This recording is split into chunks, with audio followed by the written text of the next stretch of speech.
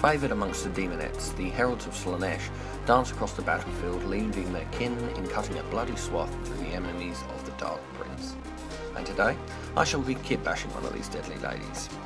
Now, whilst the Games Workshop model is very similar to the Daemonettes, as a basis for this model, I thought I would go for the Serpentine Melusai from the Daughters of Cain instead, as I felt this would make her stand out a little more from the rank and file.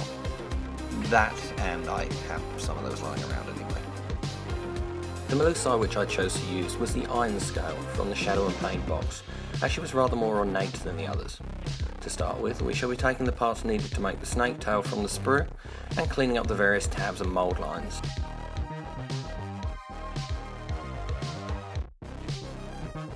Moving on to give the snake tail some time to dry, we have the loincloth. Now this could be used as it is, but to change it up a little from the base model, I decided to remove the shriveled heart trophies from her side. This can easily be done with either clippers or a knife, before cleaning up the edges we just cut so they're nice and smooth. With this done, it can now be attached to the waist area with some glue.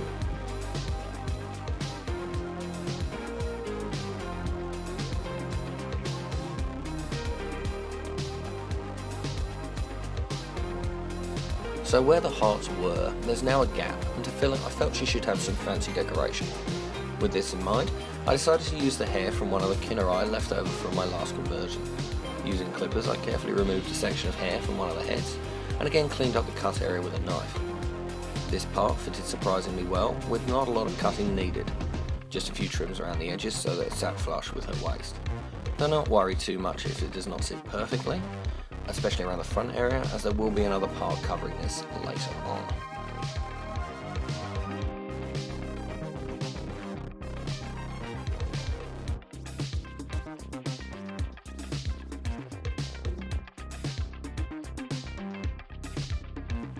Now onto the body.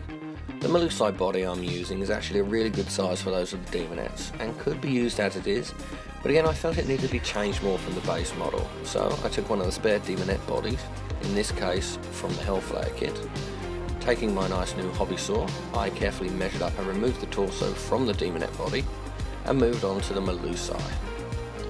So I needed to keep the cloth dangly bits. Measuring the size of the Daemonette body, I could work out where I needed to cut, as it needed to be kept a similar size, and I wanted to retain most of the cloth covering that goes around the belly and waist area. At this point, you'll notice that they do not match perfectly thickness wise. Do not worry, however, it's not a particularly large difference, and again it's going to be covered up shortly. With that done, they can be glued together. The next step here would be gluing the torso to the snake body. After that, we can deal with the waist area. In the standard Melusai kits, they have a little armoured waistband thingy with a cloth hanging off. In order to fit it, however, we shall have to remove that cloth piece, because this model didn't come with that armoured waistband. So carefully cut the cloth away, saving it to the bits box, and clean up the area, then cut away some of the knobbly bits on the inside of the waistband where it attaches to the original model. At this point, it sits quite nicely, but to my eye I felt it needed the edges rounded off a little. This would not only stop it from overlapping her hip area too much, but also shape it a little closer to the crescent symbolism found across many Slaanesh models. This would be done easier with a hobby knife before attaching it to the waist area again. Though before you bring in the glue, if it doesn't sit perfectly, you can always shave or file down the area a little more before attaching. With the waistband attached, you will notice that there is a small gap to one side. The Melusai model usually has a knife attached to this area. However, with this lady ending up with claw arms, a knife seemed quite redundant. Instead, as we've removed her heart trophies, I felt it only fair to give her another one back, in this case from the Citadel Skull kit. Freshly removed and cleaned up, the skull would probably fit okay as it is, but I prefer them to sit a little bit flatter to the body. To do this, I clipped away the back of the skull before test fitting it to the body. As her waist is not flat, it's actually rounded, the skull didn't sit too well as I had clipped it, so taking out the knife, I carefully trimmed at the back so it was slightly indented and could sit a lot nicer to the body. With this done, it can be glued into place. As a note, I learned from the last video and did this before the arms were added. It would have been next to impossible to do this otherwise. After attaching the skull, I noticed that the back of one of her dangly cloth bits had some little nubs on it where the original head had long flowing hair. As I'm not planning on using the original head, these needed to be removed, which I did with my knife, but in hindsight it probably would have been just as easy to use a file. Next up, we have some arms.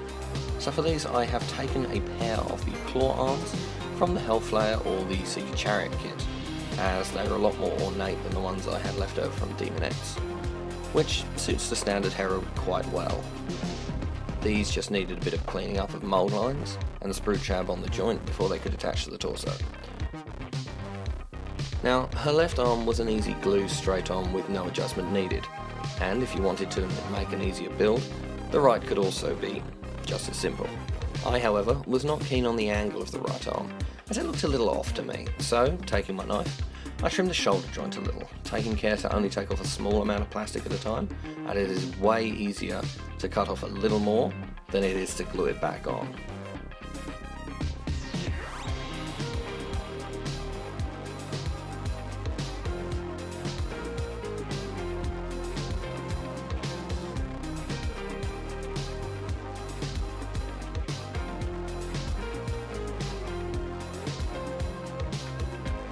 For this lady's head, I also looked to the Hellflayer kit, as it had a slightly fancier Daemonette head in it, which would help set her apart from the regular random file just a little bit more.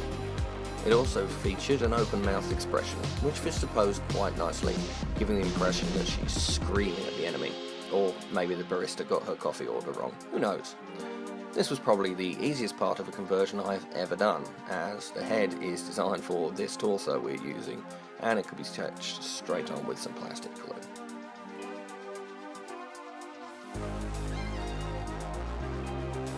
With that all done, she just needs to be glued to a base and this conversion is complete. Base-wise, it is suggested that you use the same size base as the model you're trying to replicate.